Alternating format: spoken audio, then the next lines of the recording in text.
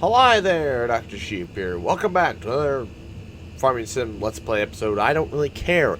It is 12 o'clock at night because I forgot I need to record this video. So now here we are, quickly cranking out. It's going to be a short one today just because I want to go to bed.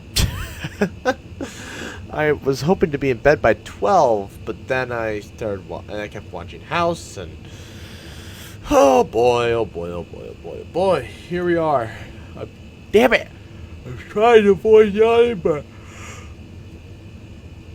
it doesn't seem to matter. I'm thinking about ending the Farming Sim Let's Plays and going to 2 Minecraft Let's Plays a week because Farming Sim 2022 has a release date on it, or 2021, whatever they're calling it. Point is, it has a release date on it now, and I figured that it might be more... it'd be better to stop this Let's Play so I don't burn myself out on Farming Sim completely before Farming Sim 2021 comes out. That way I have the itch to do it again, and so when the new Farming Sim drops, I'll just be like, oh, okay, yeah, cool, and then I'll be able to grind out a bunch of it, because the beginning is very grindy. We're kind of at the point where it's like we're just waiting for time to pass so that we can actually go and do things. This is probably the slowest I think we've ever had time pass before on the show, on this on these Let's Plays. It literally passes about 20 minutes at a time. I mean, that's a few hours in game, or, well, 20 minutes in game if we're just harvesting or planting when we're at 1 times speed. But the point is, we're not making a lot of gains, so... And that's my fault. I just haven't wanted to play it. You know, we have talked about video game burnout. Something, it's just, like, recently I've just been, I don't know, I'd much rather be playing Minecraft. I don't know why. I guess I'm just hooked on the survival project I'm working on, and I'm trying to figure out what I'm going to do for the next project, because this one's actually almost done, surprisingly. We've been working on it forever, it seems, although I don't think we've been working on it nearly as long as the Oreo. The Oreo, that thing took forever to complete. We never really, like, worked on a lot of it outside of the episode. I'm thinking probably we do the house and, like, build an actual proper storage system, because currently our storage system is, well, for lack of better terms, it sucks. Nothing's labeled. I have no idea where anything is. There's just stuff out in chests. Dang it! I'm trying not to yawn. Apparently my body doesn't seem to agree with me.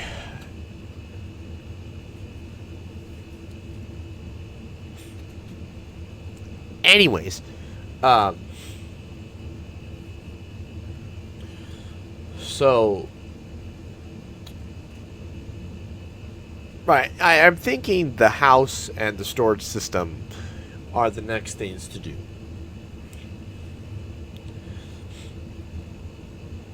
One of the things I'm trying to figure out is what to do with the little house that I have above my wheat field currently, because I really do like that little house.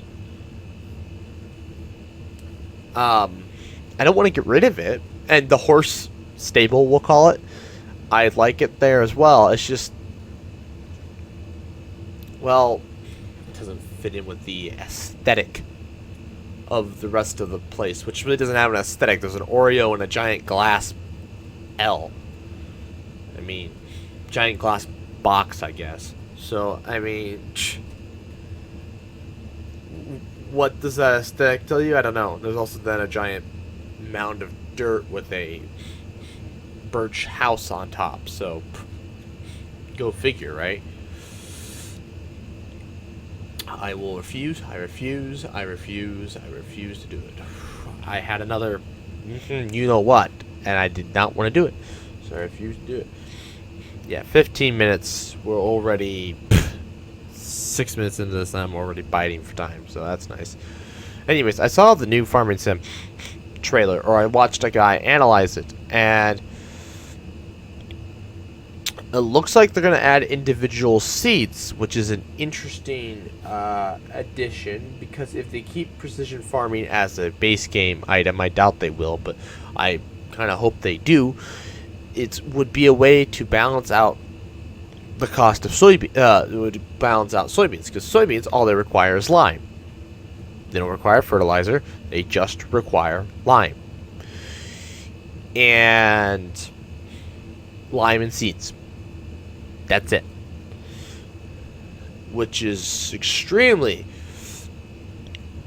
overpowered, especially since they are one of the more expensive not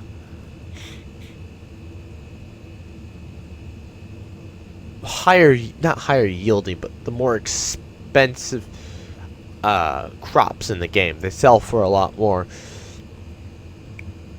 than the others do on average. So if the price of soybean seeds are higher than the price of other seeds, then it would be more. A starting player would be like, oh, I'm going to buy the wheat seeds.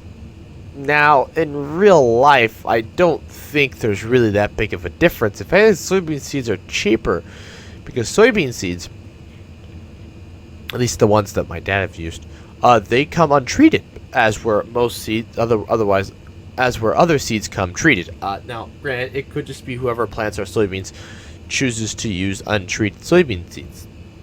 Nothing wrong with that. You certainly can. I'm just stating an observation.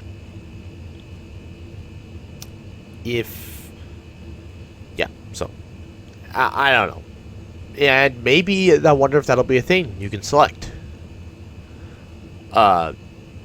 Treated versus untreated. Now, the big deal with the treated versus untreated is that the treated ones leach stuff into the soil, which if I was going to try to find it out. In farming sim, I mean, that's not really. You can't.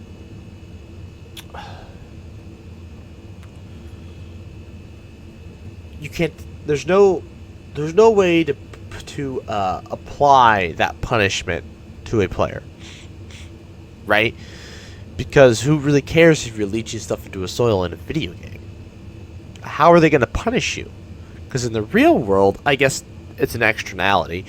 So, I mean, unless the government steps in and fixes the market failure, well, it fixes the externality, I guess, not just the market failure, but it's not really a market failure, it's just a regular externality. There's no, unless the government steps in, there's no punishment. There's farmers who have nitrates leaching into groundwater.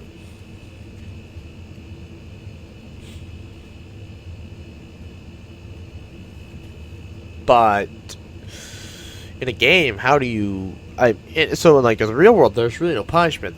Their closest punishment might be that it might leak into their own water supply. But in farming sim, that's not really a thing. They're obviously adding seasons, which is gonna complicate things. I mean, it's also probably the way of nerfing soybeans, because in real life you wouldn't just plant soybeans year after year after year.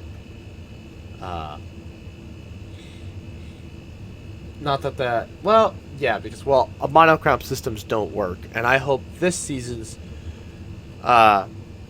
actual seasons surprisingly doesn't just follow like corn, soybeans. They teach the proper crop rotations, which is like a 10-year cycle. of different crops.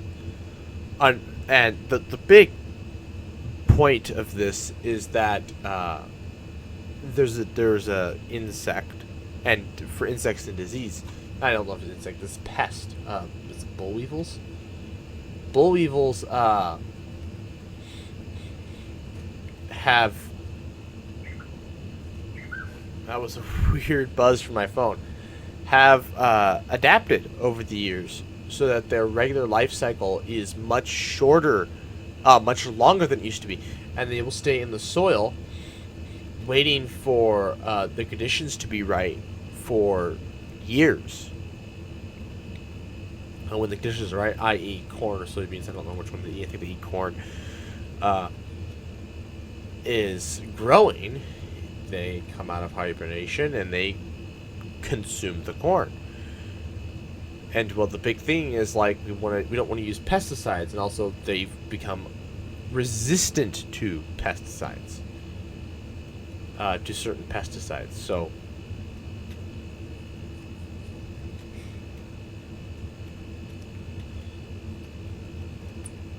we came up with these crop rotations. So if these bugs can stay in the soil, well, for 10, 30 years, well, Jesus, what are you supposed to do? Well, there's not much you can do, because you can't just plant 30 different types of crops before you can plant corn again. That's absurd, right? Or is this something that we've done to ourselves? And that's a lot of...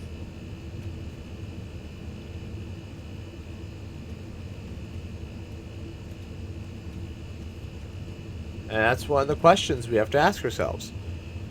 What, how did we get here? Why did we get here? What do we do now that we're here? What do we do now that we've created these bugs that are just going to wreak havoc on future harvests, which will have an impact on food security and so on and so forth?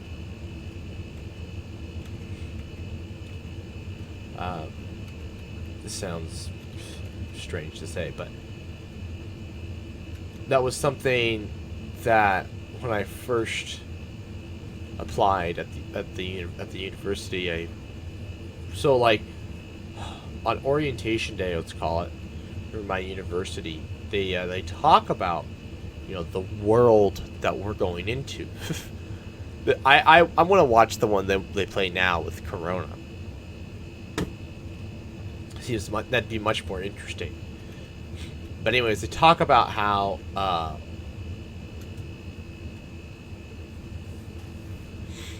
China has a population of, let's say, just 1.4 billion people. The United States has a population of 300 million people.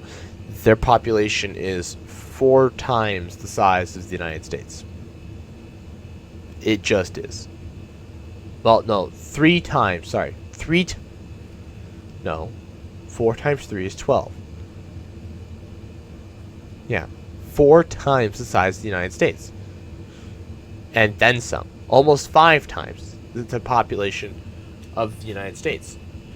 And in biology and in nature, we've observed that there is a probability and a rate, thanks to this probability, that someone will be born a genius. So we can apply a rough approximation to how many geniuses will be born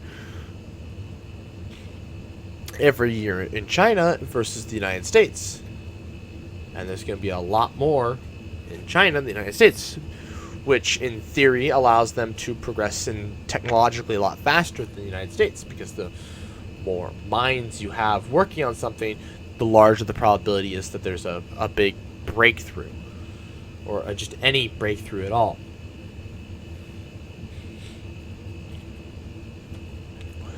So there's a larger probability that there'd be a breakthrough, because, well, the more people looking at a problem, the greater the likelihood is somebody's going to detect, we should have done this, or we could have done this instead. There's different ideas. The more different ideas there are, the faster innovation can happen. And so they talk about, how is the U.S. going to stay ahead? And oh, they also talked about the number of people in China going to college versus the number of people in the U.S. And they said that the U.S., because of how much more developed we are, we have a higher likelihood that we can still pump out more college graduates per year than China because of because we just have more money. And so that's a big proponent of why you should get your college degree. It's to beat China. China. That's all it was about. I don't like it makes sense. I just don't enjoy how we're still looking at them as if they're the next Russia. Okay? Listen. China, there shouldn't be a next Russia, okay? There shouldn't be our next enemy. We should be looking at China as, we should be sharing information with them. Because like I said earlier, the more people that look at a problem, the more people that can come up with an idea of how to solve the problem, the better the solutions we can get, in theory. So we should be working with them. Imagine, take 3.4 billion plus 300 million, and you get you get 3.7 billion people. Yeah, 1.7 billion people. Why did I get 3? Sorry. 1.7 billion people.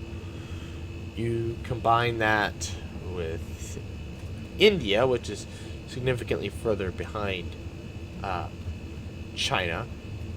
But you combine that with their 1.3 billion. What do you get? Yeah, another big number.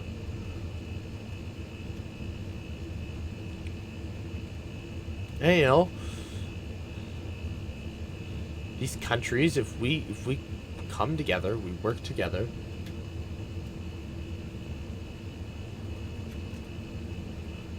we can solve a lot of problems that face society.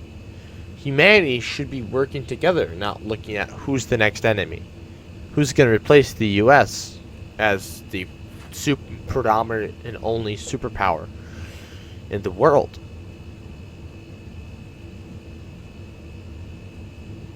What's going to happen?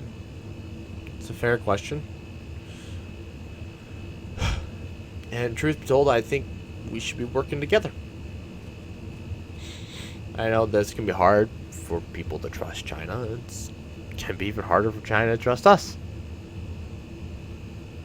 But we're all human. We all bleed the same blood. We all breathe the same air. We all drink. We don't all drink the same water, but we all drink water. It's a matter of who. It's a matter of principle. Do you trust the guy from across the table to not cheat off of you? Or in this case, you're asking them to cheat off of you.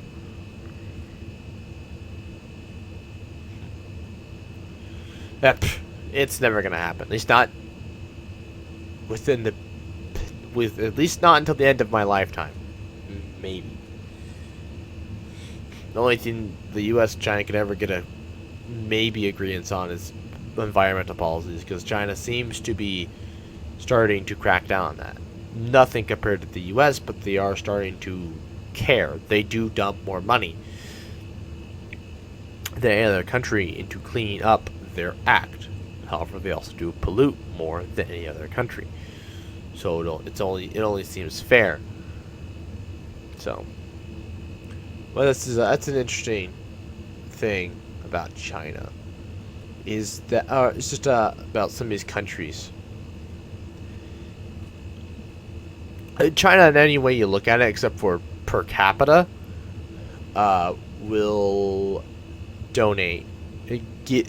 Spends a lot more money than any other country by all metrics, except for per capita, because, well, take, say, I think it's like $300 billion, divide by 1.4 billion, Or take the U.S.'s 300 billion, so 0.3 billion, and divide by that.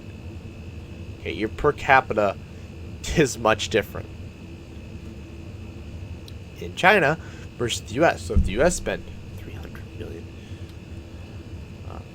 yeah, and as per like percentage of GDP as well, it's larger because, well, 300 million. Well, I guess I shouldn't say they win the largest award for percentage of GDP. I'm sure there's another country that wins that. I just know it's not the U.S. because the U.S. economy is bigger than China's, but not that big. It's not that much bigger, you know. It's not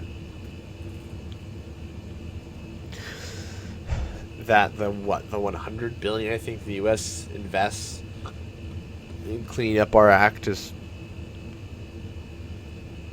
I don't think it adds up. We're not 3 times. Well, I don't know where I was going with that. I just thought about the numbers a little bit longer and realized it wasn't working. Point is, that's the end of this episode. I'm sorry that it's short. I need to get to bed, so I'm going to quickly end this, edit this, upload it, and then go to bed. So, in the meantime, I'd like to thank you all for watching. Please like, comment, share, and subscribe. New Farmers and Let's Plays every single Wednesday at 11 a.m. such a time, and good night.